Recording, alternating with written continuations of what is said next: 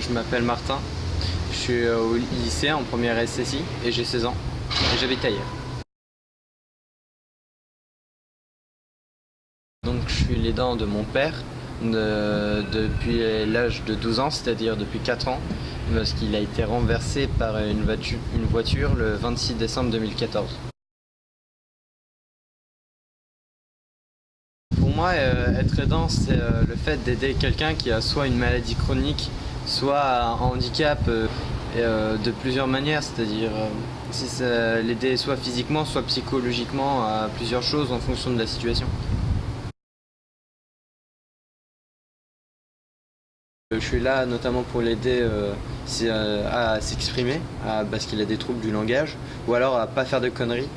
dans le sens où il fait des trucs, il se rend pas compte que ça va foirer ou que c'est dangereux pour lui, et aussi le calmer si justement en l'empêchant de faire ça l'énerve parce qu'il veut le faire, alors que pourtant c'est mauvais pour lui, mais c'est juste qu'il s'en rend pas compte.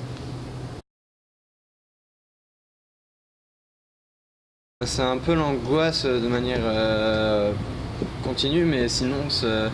plutôt aussi les moments où du coup il pique une crise de colère. Des fois ça peut être quand même assez dur, on craint qu'à cause du traumatisme crânien il devient violent, un peu, enfin dans ses propos, pas physiquement, et parce qu'il est un peu incontrôlable et même lui se contrôle pas, donc ouais, il y a un peu de stress par rapport à ça. J'ai réalisé que j'étais aidant il y a 2 ans, quand ma mère a commencé à discuter avec la directrice de JAD, Jeunes Aidants Ensemble, une association qui travaille justement pour donner du répit 2 semaines par an à peu près aux jeunes aidants. Donc c'est les aidants qui sont en général mineurs, entre 7 pour le plus jeune à 21 ans ou moins, mais dans ces eaux-là.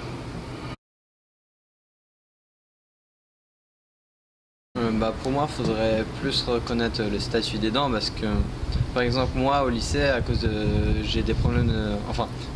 de santé liés au fait que je sois aidant, et du coup, grâce à ça, au lycée, j'ai pu avoir un emploi du temps aménagé de la part de la CPE, mais c'est la personne qui est la CPE, c'est pas la CPE. Tu vois ce que je veux dire? Qui me l'a donné,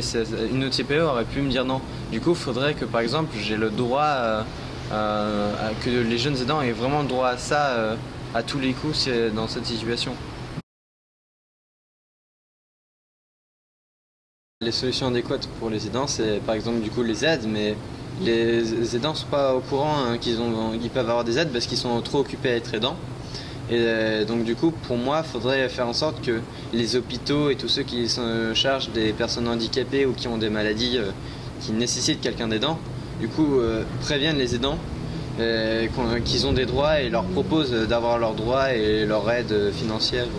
ou autre que financière, comme des aides soignantes à la maison en fonction du problème lié à la maladie ou au traumatisme ou des choses dans le genre.